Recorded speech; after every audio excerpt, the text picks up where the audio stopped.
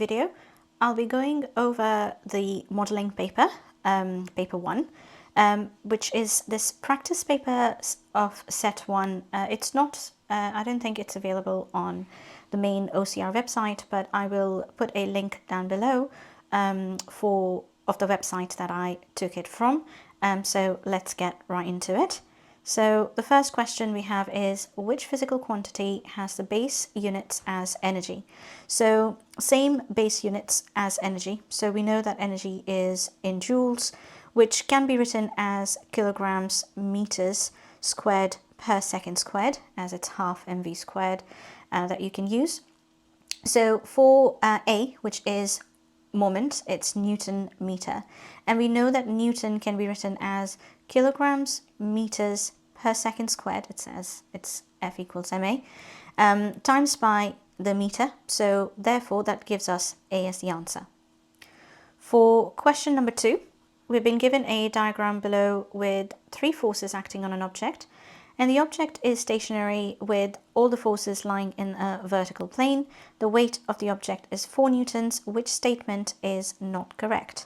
So before we get into the options, let's just see what's happening. So we have a force that's acting to the left, okay?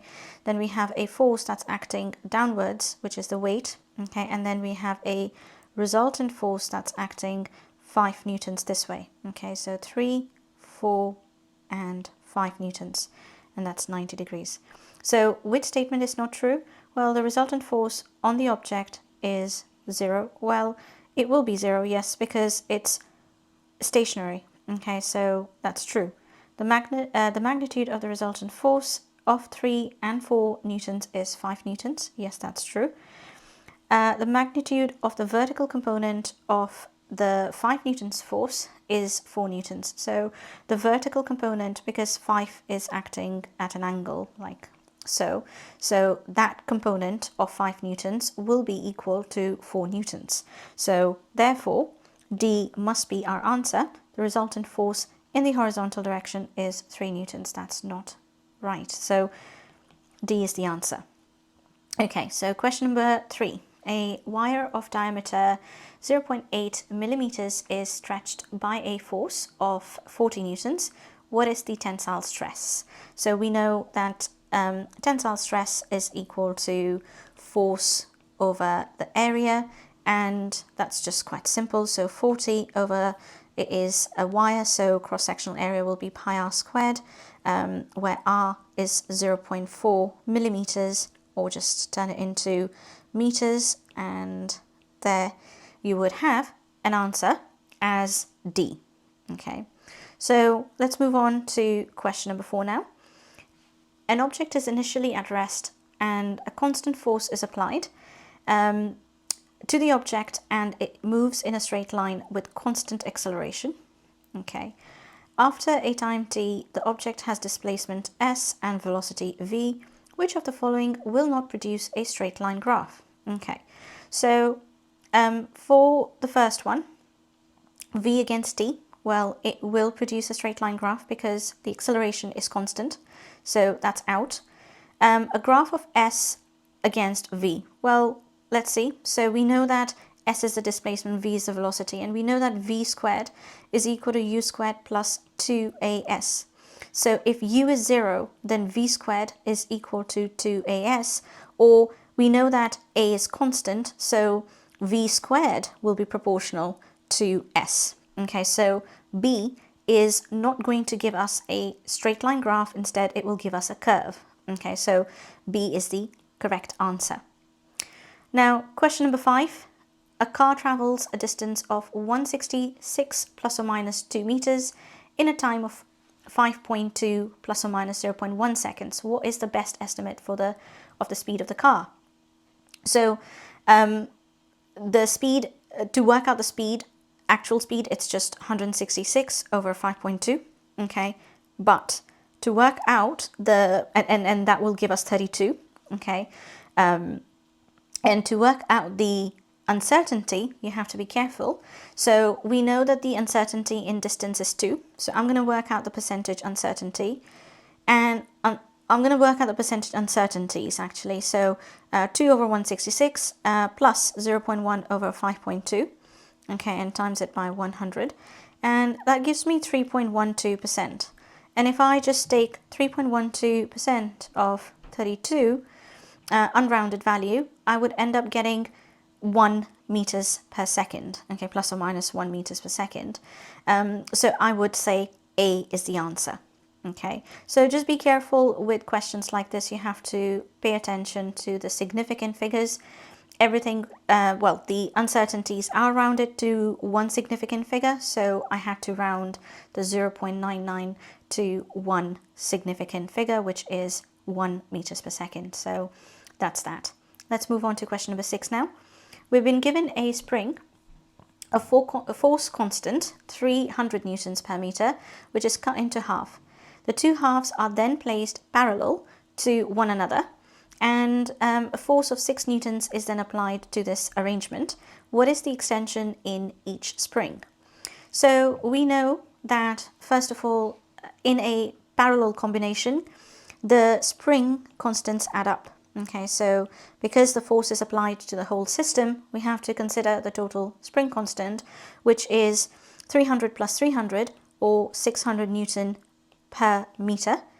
And then if we use force is equal to K times X, where X is the extension, 6 divided by 600 will give me 0.01 meters. Okay, however, it's asking about each spring. Okay, so you got to half this, and that will give you 0.005 meters, or in centimeters, you times it by 100, and A will be the answer.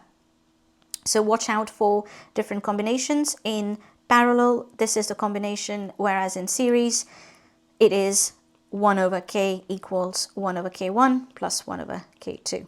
Okay, these are not given to you in the exam, so just be watchful of them. Okay, so let's move on to question number 7 now. We've been given a, well, an oscillator, which is, its motion is in simple harmonic. Which statement is correct about the period of the oscillator? The period is independent of the amplitude. Well, yes, that is true. The time period only depends on the length of the, say, pendulum or an oscillator. So A is the answer. Okay, so let's move on to question number 8. So a hot metal plate emits a black body spectrum. The luminosity of the metal is at 800 degrees Celsius is L. What is the luminosity of the metal at 1000 degrees Celsius? So we know, according to one of the formulae given to us about luminosity and the temperature, in kelvins, luminosity is directly proportional to T to the power of 4. Okay, so if I just convert this, okay, into kelvins, it would be 1073. Okay, and then the other one is 1000, so that'll be 1273 kelvins. Okay, so we will have, therefore, the new luminosity. I'm just going to call it L dash. Okay, that would be the two numbers, so 1273, the ratio of the two numbers, okay, to the power of 4, okay, and times it by the older luminosity L. So that ends up giving me 1.98 L, or C, as the answer. Question number 9. Which is most likely evolution of a star which is 10 times more massive than our Sun? So A, main sequence star into red supergiant, white dwarf, and black dwarf. Nope, so it just basically fails at white dwarf. Main sequence, then a supernova, then a red giant. Nope, red giant happens before supernova, and that leads us to either C or D. Now C is red supergiant, and then supernova, and then neutron star. C is the correct answer, okay, because that's the correct order in which it happens. Okay, so I'm going to put C as my answer here. Question number 10. The 4 energy levels of an atom are shown below. 4 electron transitions are also shown. Which electron transition will give the longest wavelength of EM radiation? So longest wavelength, well, we know that energy is inversely proportional to the wavelength. Therefore, longest wavelength means lowest energy. And that leads us to A being the answer here. So question number 11, we are given that a ball is launched horizontally at 5 meters per second from the end of a table. The ball is in a flight for 0.4 seconds, okay, and before it lands on the table. The ball is now launched from the end of the table with the horizontal velocity of 10 meters per second. What is the new time of flight? Okay, so this is a trick question, okay. A lot of people will do some calculations with SUVAT. However, one thing to bear in mind is the time will be the same, okay? B will be the answer. Why? Because we're talking about it being opposing gravity, okay? Well, not opposing gravity, sorry. I mean, it is the acceleration, right, on both the balls is due to gravity, and it remains the same. It's 9.81. So no matter how fast or how slow you're throwing the ball, it will reach the ground at the same time. So 0.4 is my answer. Okay. Now, question number 12. We are given that the volume of a fixed mass of an ideal gas is V, and the gas exerts pressure P, has thermodynamic pressure T, temperature of the gas is now increased to 2T, then the new pressure is 3P. What is the new volume? Okay, this is ideal gases. We know that P1 V1 over T1 is equal to P2 V2 over T2. So that's relatively simple. Okay, so PV over T, 3P times by V2, that's what we're trying to work out, and then 2T. So everything just cancels out, and that leaves us to 2/3 of V. Okay, so that is B.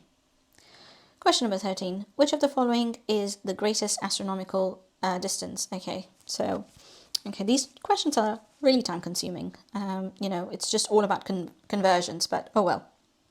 I think everything should be converted into meters for, the correct comparison. But here we go. So 1 parsec is 3.1 times 10 to the 16 meters. Okay, that is that. It's given to you in the formula booklet. Light years is, well, 1 light year is 9.5 times 10 to the 15, and therefore times by 2, which gives you 1.9 times 10 to the power of 16 meters. Okay, then we have astronomical unit, and 1 astronomical unit is 1.496 times 10 to the 11, and you times it by the actual AU, that will give you 4.5 times 10 to the 16 meters. Okay, and this is going to be just kilometers into meters. For once, it will be just that. Okay, so that leaves us with C being the answer. Okay, question number 14. So we are given a satellite of mass 3,000 kilograms moving from a parking orbit of radius 6,800 kilometers to a geostationary orbit of 42,000 kilometers. The mass of the Earth is given to us. What is the magnitude of the change in gravitational potential? Okay, so we know gravitational potential, or Vg, is, I believe, minus Gm over r. Okay, so I'm going to ignore the negative sign and just consider the difference in the distance. Okay, so the value of G is 6.67 times 10 to the minus 11. M is that of the Earth. Okay, and then we have the distance of 6,800 kilometers. Okay, I'll just put it down in meters, minus 42,000 followed by 3 zeros, like so, and that ends up giving me C as the answer. Question number 15. We've been given a 6 newtons force is applied to a spring which extends vertically downwards by a distance of 5 centimeters. The force is then removed so that the spring flies vertically upwards. The spring has a mass of 9 grams. what is the maximum height reached by the spring? I think this is one of the easiest questions I've ever seen. It's all about energy transfer. Okay, so elastic potential, okay, elastic potential energy is going to be equal to gravitational potential energy. Okay, so it's half times Fx, okay, equals mgh. So h is therefore 6 times the extension, okay, which is in meters, over the value of g, 9.81 times 10 to the, 9 times 10 to the minus 3 kilograms, and followed by, of course, there's a half, okay, there, and that gives us C as the answer. Okie doke. Let's move on to question number 16. We've been given in figure 16 typical thinking, braking and stopping distances for the cars driven at different initial speeds, blah, blah, blah, and state what is meant by thinking distance and state how it varies with initial speed of the car. Easy. Okay, so this is basically the distance covered from when a hazard is noted or detected and brakes are applied, and the distance, the thinking distance, is proportional. Okay, so it's proportional, proportional to the speed, initial speed. Okay, moving on to part B. A truck of mass 2300 kilometers, 23 kilograms, goodness me, okay, is traveling at a constant speed of 22 meters per second along a dry, level road. The driver reacts to a hazard ahead and applies a brake to stop the truck. The reaction time is 0.97 seconds. The brakes exert a constant braking force of 8,700 newtons. Calculate the magnitude of the deceleration of the car when braking. So we know it's just magnitude, so I'm going to ignore the negative sign. F equals ma, and well, the force that's acting, opposing the motion, is 8,700 newtons divided by the mass of the truck, which is 2,300 kilograms, and that ends up giving me 3.78 meters per second squared. Okay, or 3.8, as I can see everything is rounded to two significant figures, so that's my answer. For part II, we need to show that the stopping distance of the truck is about 85 meters. Okay, so we know that stopping distance is made up of thinking distance, okay, thinking, and braking distance. Okay, so we need to work both of them out. Now, thinking distance is easy. Okay, it depends on the speed, initial speed of the car, or well, truck in this case, okay, and it is just going to be, so distance, okay, is, oh my god, okay, is equal to speed. I should not use these. Okay, so V is 22 meters per second, and the reaction time was 0.97 seconds, and that gives me 21.34 meters. And as for the braking distance, now we can use SUVAT. Okay, S is equal to, I'm going to use V squared minus U squared over 2AS. Okay, oh sorry, 2A, my bad. So V is 0, U is 22, 2 times A, I'm going to use negative 3.78, my unrounded value, and that gives me 64 meters. And when I add these two together, it gives me roughly about 85 meters to two significant figures, and that is proven.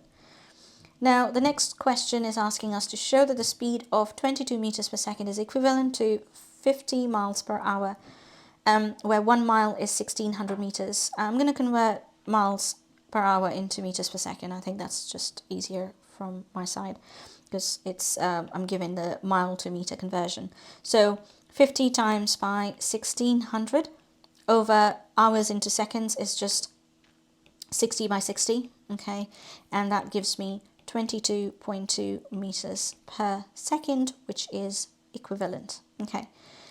Question number IV. Use figure 16 and your answer to part II to compare the stopping distance of the car and the truck at 50 miles per hour.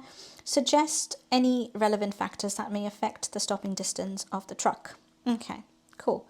So let's have a look. So for the car at 50 miles per hour, so we have the stopping distance is obviously much smaller.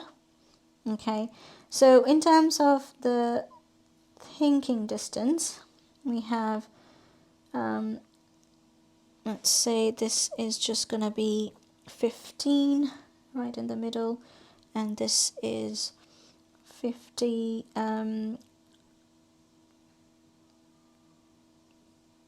three. Okay, so, well, we know for sure that the car, so if I break this down into thinking and braking distance, okay, so I should say the thinking distance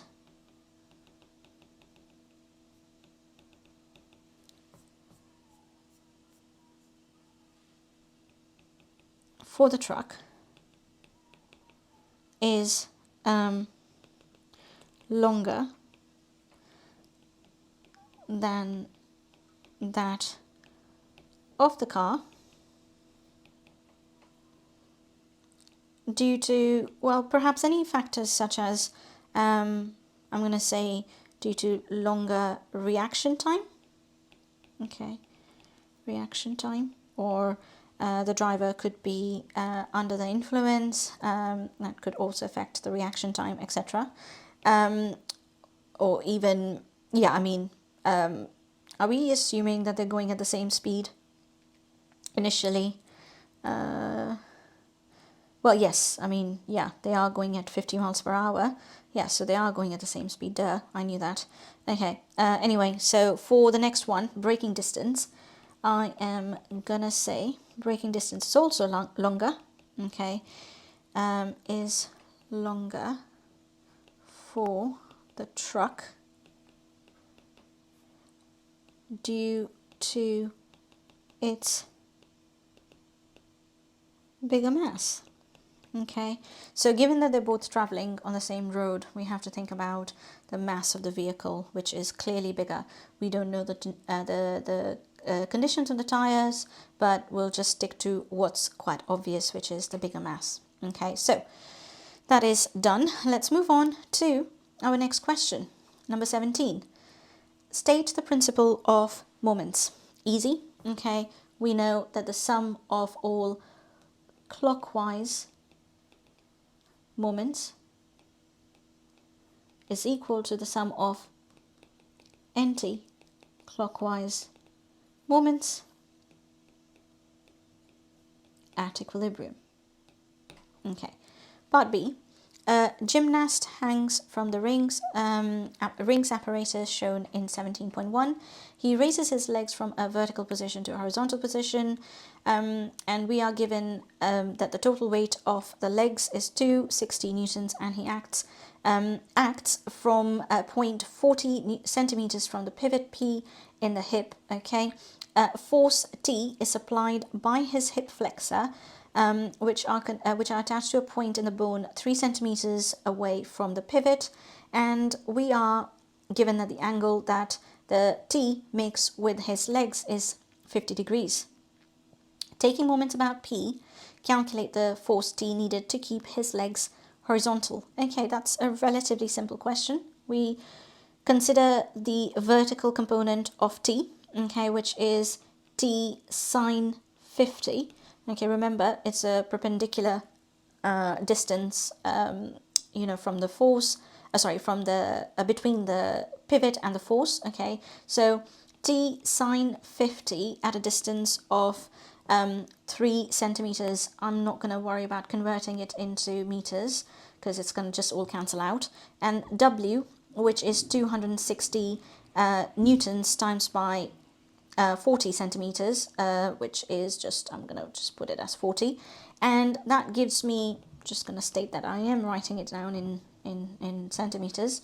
T is therefore equal to 4525 newtons, and I'm going to round it to two significant figures, so 4500 newtons. Okay, let's move on to part II. Describe and explain the change in force T, if any, as his legs are lowered from the horizontal position to a vertical position.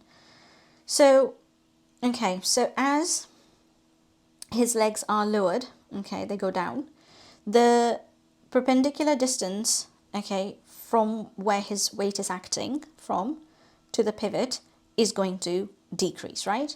So that is going to therefore decrease the T value as well, because they're both acting from the same side of the pivot, okay? Anti-clockwise, clockwise, they are equal, and in order for him to be pivoted at point P, the T must also reduce in amount as the distance of his weight from P also reduces. So I'm going to say that as the perpendicular distance of W to P is decreasing, T also decreases. Okay.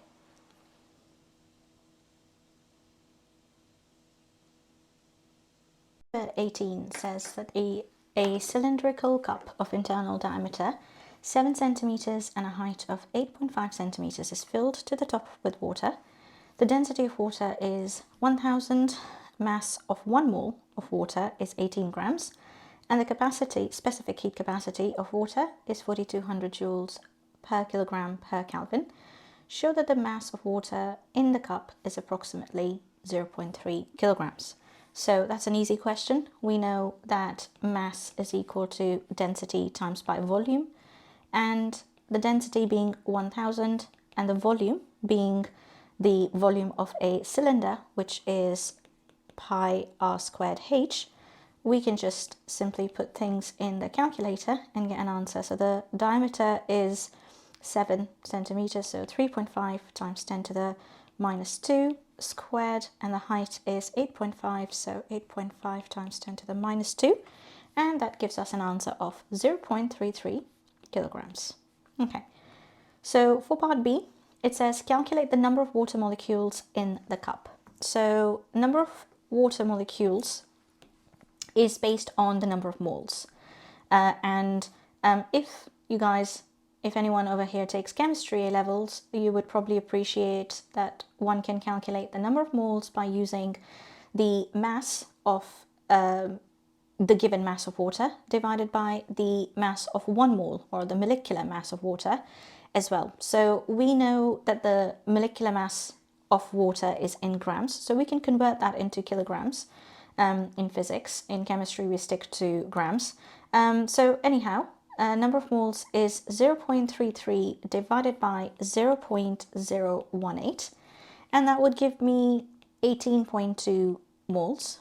And from here now, I know that the Avogadro's constant is 6.023 times 10 to the 23, okay, particles per mole, in this case water molecules per mole. So I just have to work it out using the number of moles times by Avogadro's constant, okay, so 18.2, and that would give me an answer of 1.1 times 10 to the power of 25 molecules. Okay, let's move on to part C, which says show that the minimum time taken for 0.5 kilowatts camping kettle to bring a cup of water at 20 degrees Celsius to boiling point is about 200 seconds. Okay, this is a fairly simple question. So boiling point is, as we all know, is 100 degrees Celsius. So the change in temperature is simply 80 degrees Celsius.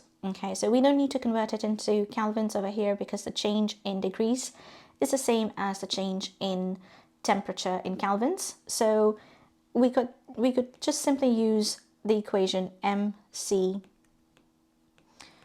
delta theta, where energy obviously is, well, power is energy over time. So if you're working out the time, we could simply rearrange this. Okay, so we could just say that, I'm just going to write it down as P, or rather just bring the T down, bring the power down. Okay, so time is equal to mc delta theta over the power, and just plug in the numbers in the calculator to get me an answer of 221.8 seconds, which is 200 seconds to one significant figure.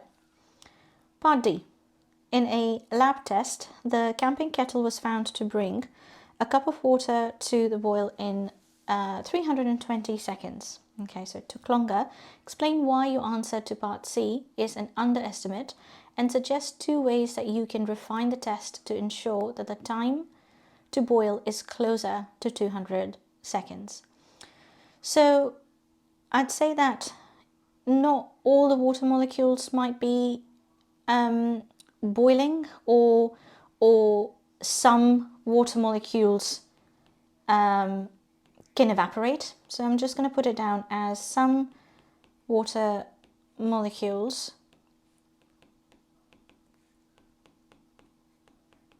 could evaporate and escape, right? And so there is less mass to boil. Okay, so and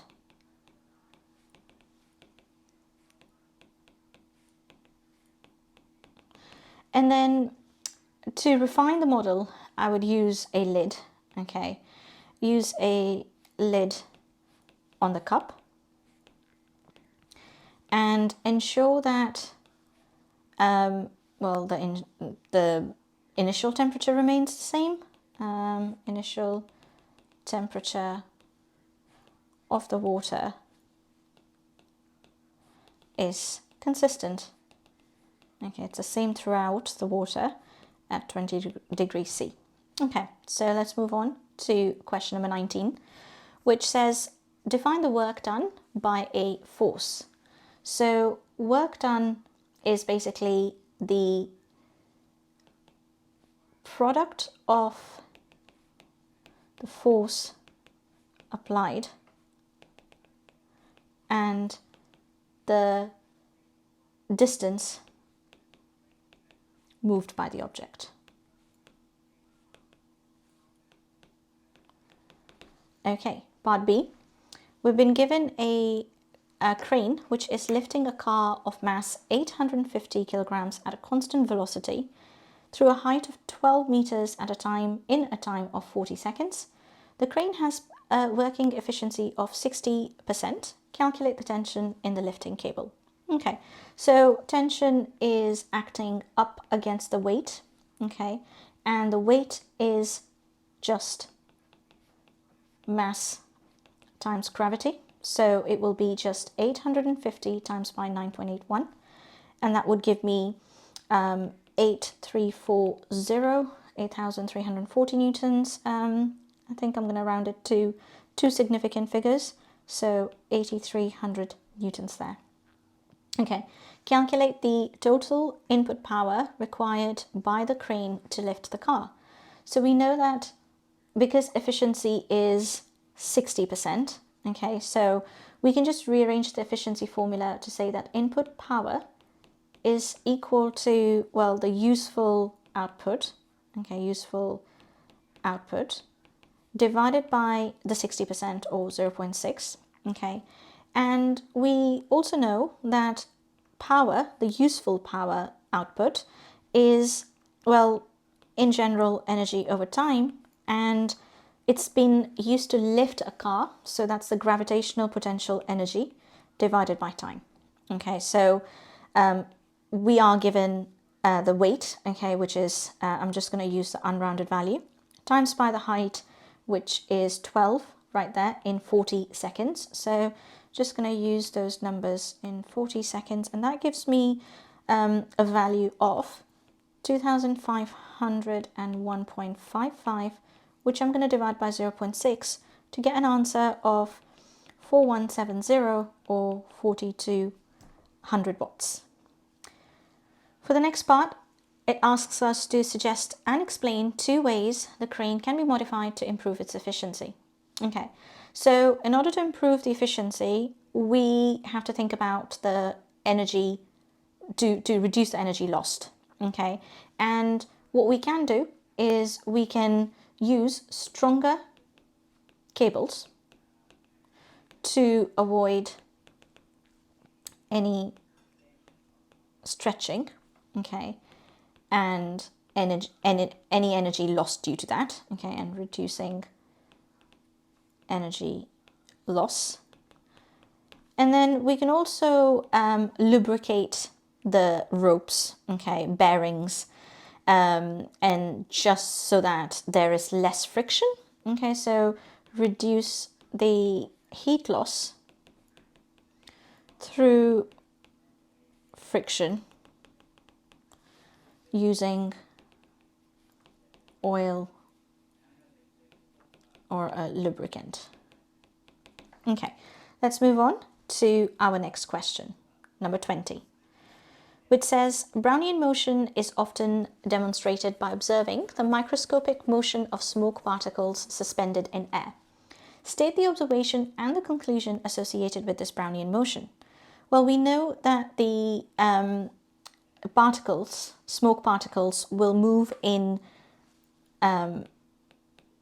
random directions with random speeds, and that is due to the collisions with the air particles. Okay, Brownian motion provides evidence for kinetic model of gases, suggest 3 key assumptions made. Okay, so this is a textbook definition. So you can put quite a few points over here, 3 points. I'm going to say that there are elastic collisions between the molecules. So that means kinetic energy is conserved. Then they apply negligible force on each other except during collisions. And thirdly, I would say that the volume of gas particles is negligible compared to that of the gas, okay, the entire gas. Okay, so moving on to part C, where it's asking us to show that the root mean square speed of the gas molecules is about 500 meters per second, given that the temperature of the gas is 20 degrees Celsius and the mass of each molecule is this much. So the equation that I would choose to work with is quite simply, I'm going to use,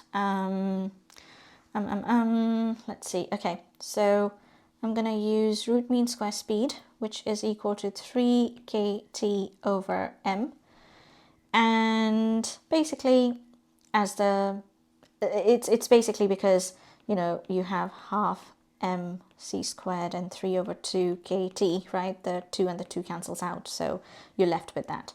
So I'm given Boltzmann constant and temperature, it must be in kelvins, so add 273 to it, so 293 divided by the mass, which is 4.7 times 10 to the minus 26, and then you simply square root your answer. So that would give you root mean square speed. So that ends up giving me 508, or to two significant figures, 510 meters per second. So that's there. Okay, let's move on to the next question, part II, where a gas molecule makes a head-on collision with a stationary smoke particle, and we are shown that in the diagram we have the final speed of the smoke particle is 23 meters per second, and we need to, after the collision, and we need to, for the first part, state and explain the total momentum of the molecule and the smoke particle after the collision in the direction perpendicular to the initial velocity of the gas molecule. So they're just asking about the vertical momentum, okay? And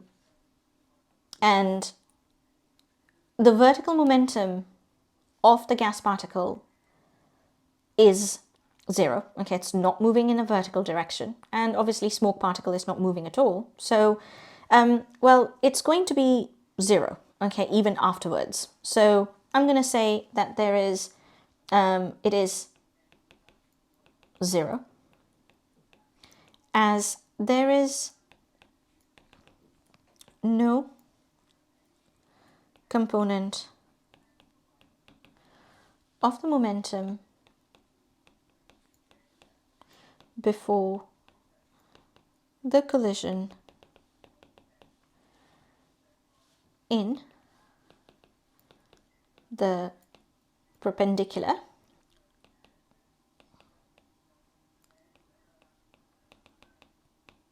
or vertical direction. So that makes our life easy for part 2, actually, where we have to calculate the speed of the gas molecule after the collision.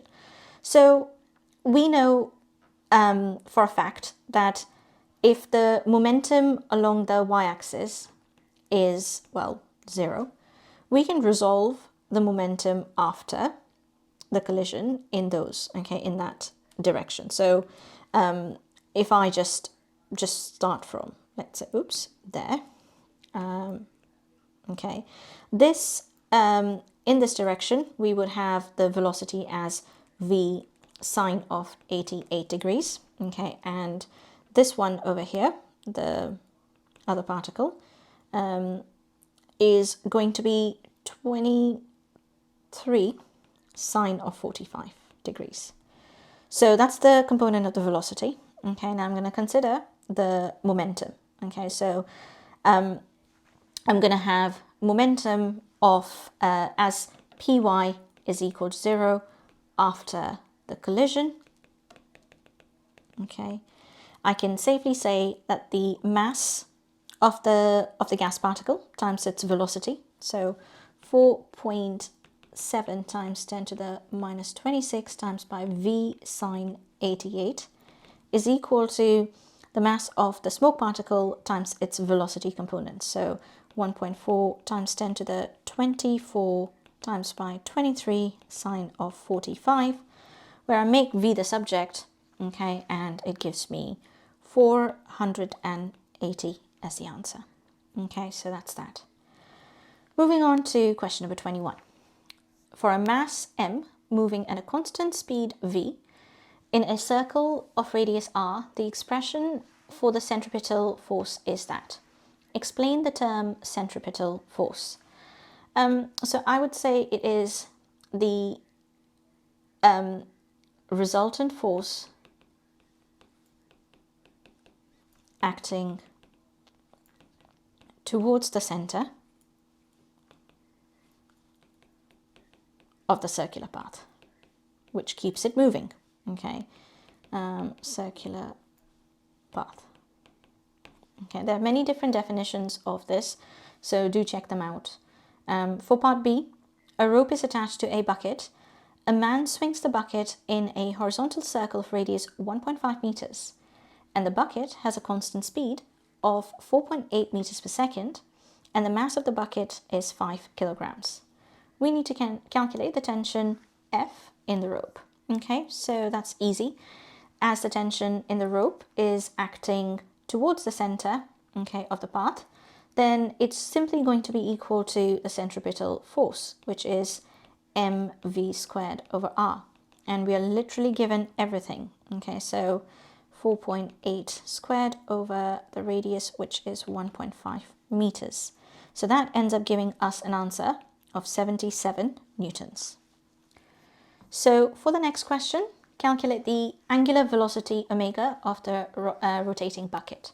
So we know that the centripetal force can also be written as F equals m omega squared r, where omega is therefore square root of F over mr, and that the unrounded value of F was 76.8, and the mass is 5, the radius is 1.5, and that gives me a value of 3.2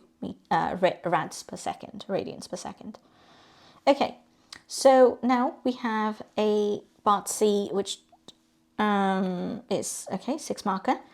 A student wishes to test the equation for a constant force F using a whirling bung in the lab.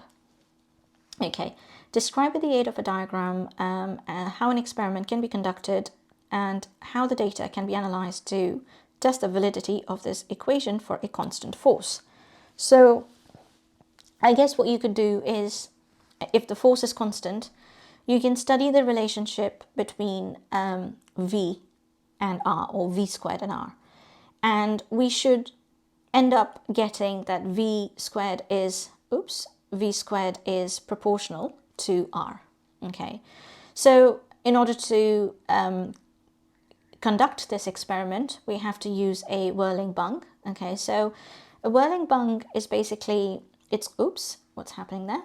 Okay, so it's basically got a something like this. So it's got a rubber bung attached to one end, and then you have a length of a string, and that string is basically passed through a thin glass tube, like so. I'm just going to move it like that, and that glass string has a fixed sort of weight that is attached to it, which I'm gonna keep that constant. I'm gonna keep the mass constant, and you basically swing it around. As I say, swing it, you rotate it, okay, in a circular motion. So this is your rubber bung, your rope of radius r, okay, which you are going to change, okay, and your glass tube, fixed weight,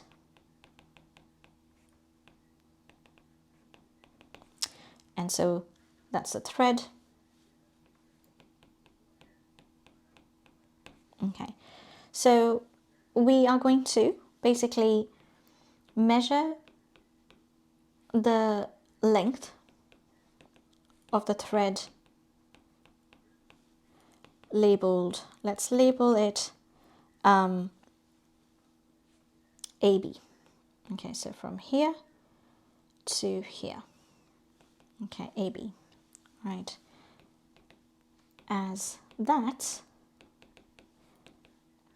the radius of the circle.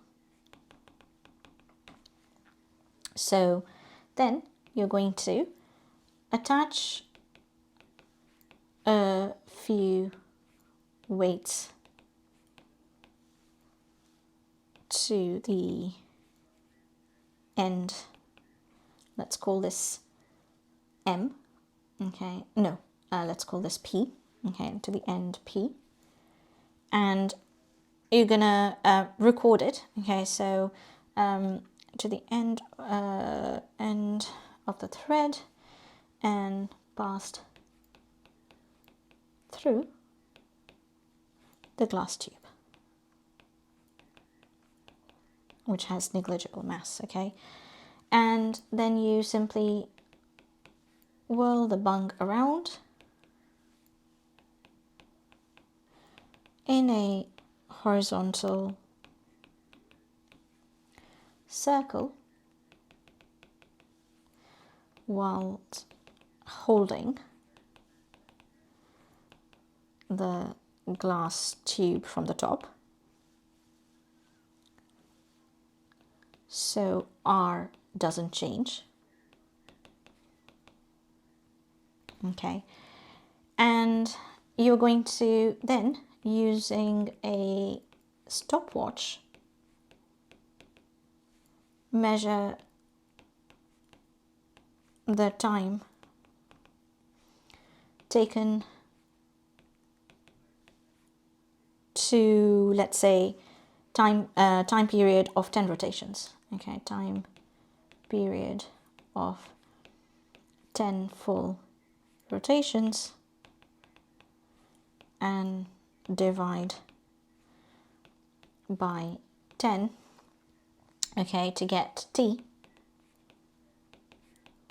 the time period for one rotation, and then you are going to use V is equal to 2 pi R over T to calculate V and V squared. Okay, I'm gonna have to add another page. Okay, so I would also, obviously then, so I would repeat this for the same radius, take an average of the time period. Okay, so repeat 3 times to get an average value of V. Okay, and then repeat, okay, by changing the radius. Okay, change the radius, increase the radius or decrease the radius, whatever you want to do, and re-record the time period and the velocity values in a table, and plot a graph. Okay, so plot a V squared versus time period graph. Okay, and it should be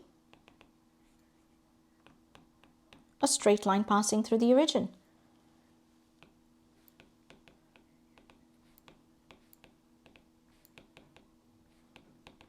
Gosh, my handwriting has gone worse. Passing through the origin. Okay, okie doke. Let's move on now to our question number 22, which says that the observations of the planets led to Kepler's 3 empirical laws, and they've been stated, okay, like so. And then over here it says, with the help of a labeled diagram, illustrate Kepler's second law for the planets in our solar system. And Kepler's second law says a line joining a planet and the sun sweeps out equal areas during equal amounts of time. Okay, so I'm gonna go for an elliptical orbit. Okay, so we have our sun here, and let's say you have something along these lines. Okay, and then you have your planet here and here in 2 different positions, and the area that's swept, okay, between the sun and the planet in 2 different times is the same. So that's what it means. Okay, so area swept A1, okay, is equal to A2. Okay, so these 2 are the planets in 2 different positions.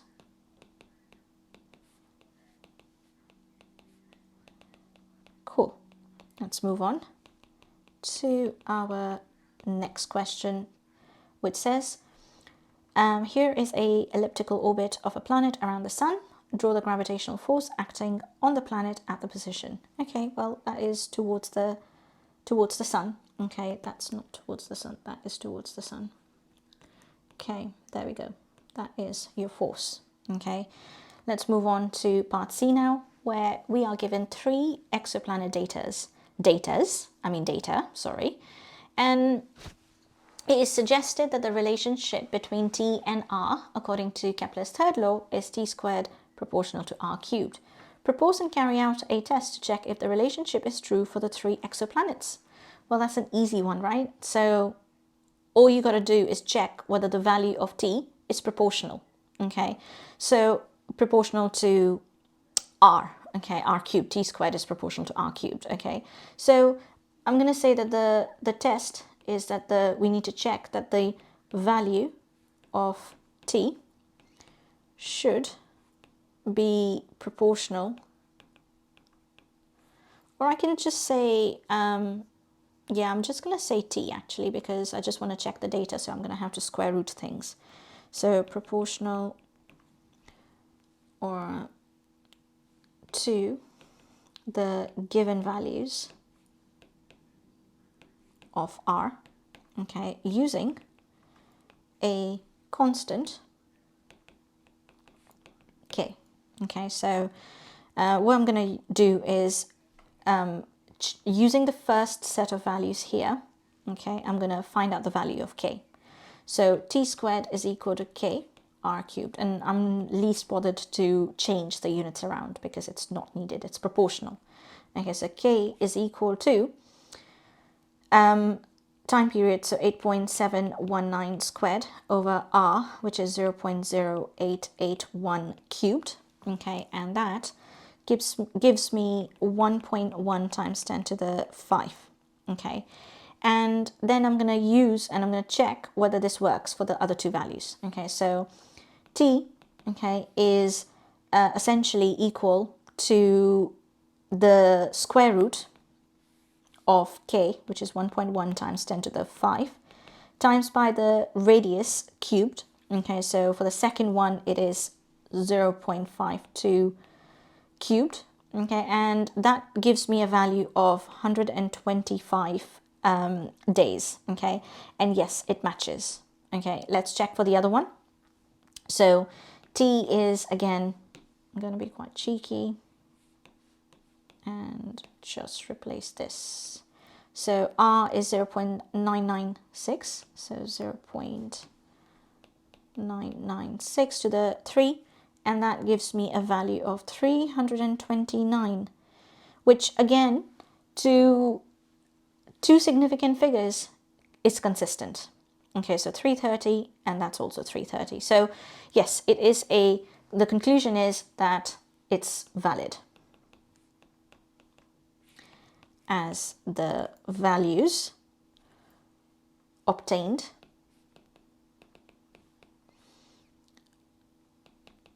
match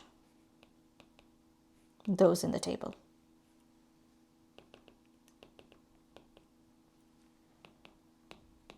Up to two significant figures. Okay, right, let's move on to question number 23. State Hubble's law. Well, it is that the receding, or the receding velocity of the galaxies and the distance are directly proportional.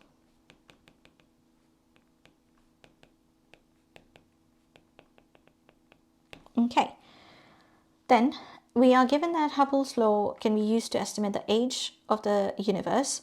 Figure 23 shows some of the Hubble's early measurements of nearby galaxies plotted on a V versus D graph. We are to figure out how, suggest how V was determined. Well, that is just using Doppler effect, okay, using the equation of change in lambda over lambda times by c. Okay, so that's that.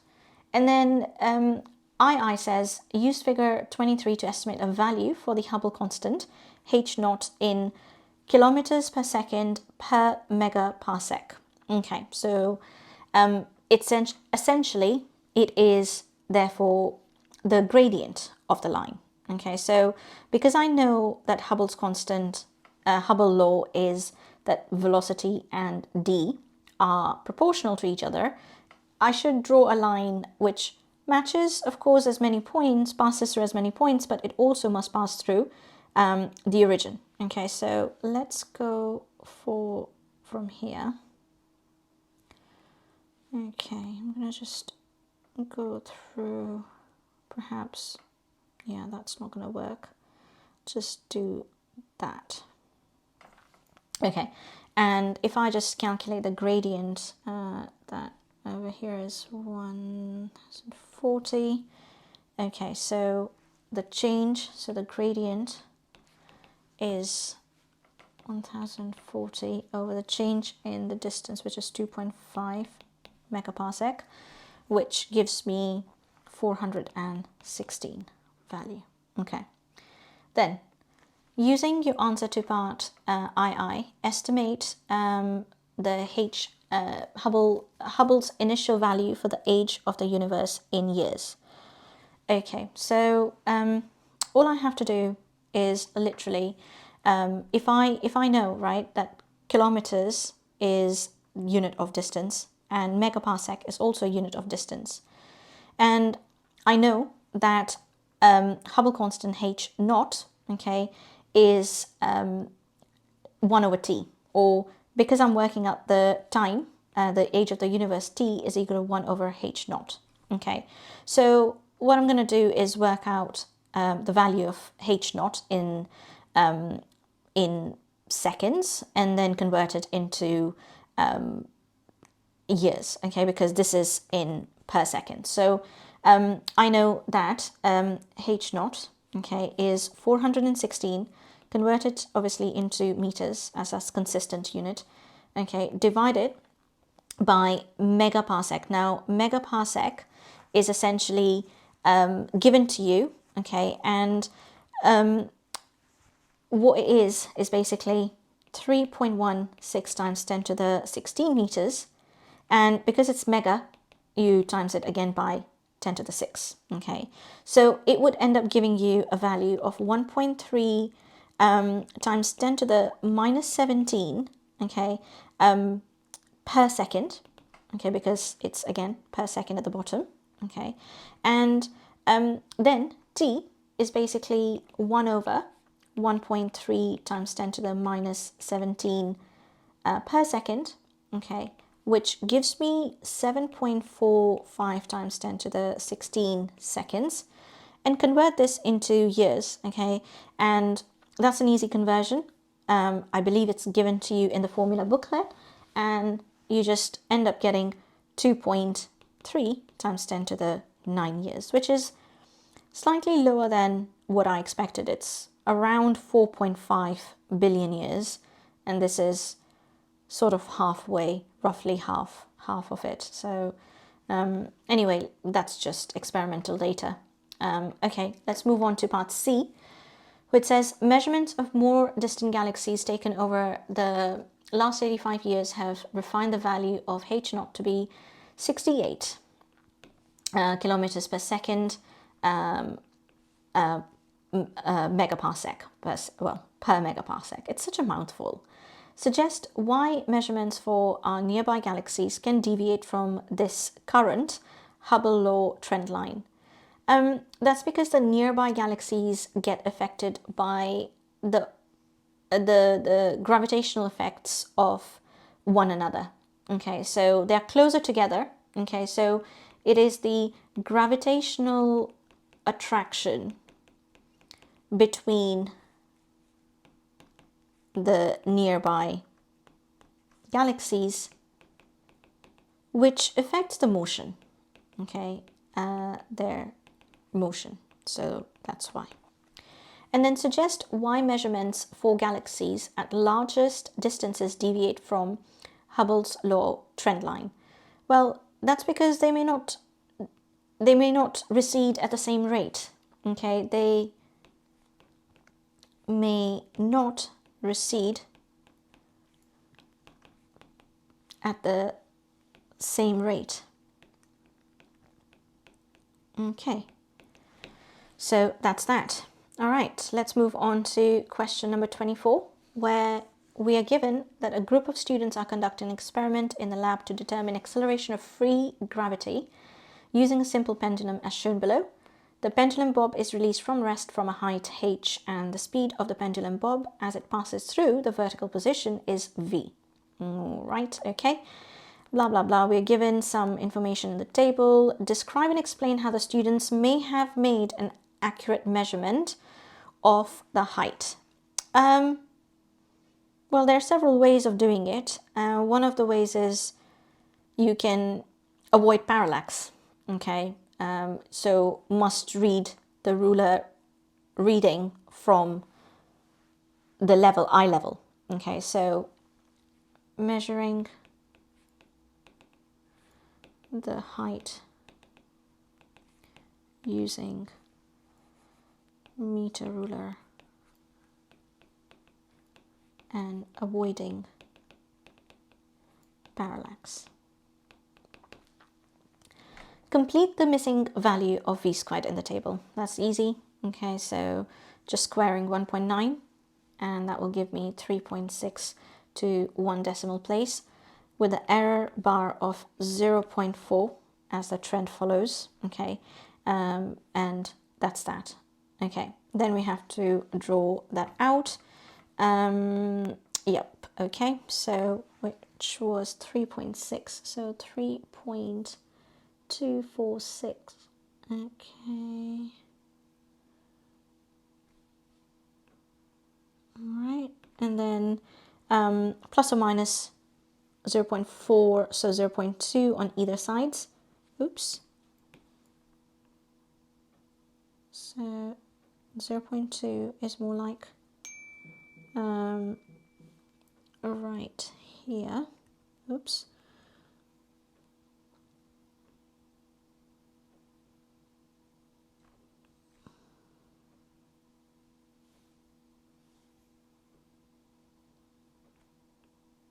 okay.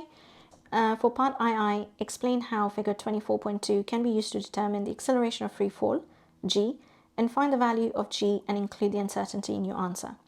So for this, you can either use the conservation of energy, which is the kinetic and the gravitational potential energy mgh is turning into kinetic energy half mv squared, or you can use Suvat equations, and we know that v squared is equal to u squared plus 2as. So we know that u is 0 because it starts from rest. That means that v squared is equal to 2as, and so the height, okay, so if I just replace that with height, okay, and this with g, okay, we can say that g, or 2g, is equal to v squared over h, okay. This means that the gradient is equal to 2 times g. So 2g is equal to the gradient. So let's work out the gradient of the line, and I'm going to try to put it from the middle of all the points, which kind of, yeah, it passes really well. Okay, so that's that. And the gradient is going to be, therefore, 5.8. Okay, so 5.8 minus 0, so 5.8 over the height, which is 0.3. And 5.8 divided by 0.3 gives me a value of, let's see, 19.3. And then therefore G is equal to 19.3 over 2, which is 9.67 meters per second squared. Okay, so that's the value of free fall, and we need to now include the uncertainty in the answer. So what I'm going to do is just calculate the gradient of the perhaps the steepest line. So I'm just going to do it in a different color. So from the top of the error bar to the bottom of the first error bar, and that would give me a nice gradient value. So this is gonna be 6.3, and this is somewhere in the middle, 0.8, I'd say, 0.8. Okay, and so 6.3, so error in gradient is equal to 6.3 minus 0.8 over the time, no, sorry, the, the x-axis is 0.3 and 0.05. Okay, so 0.3 minus 0.05, and that ends up giving me an answer of 22. Okay, so 22 divided by 2, as it's 2g.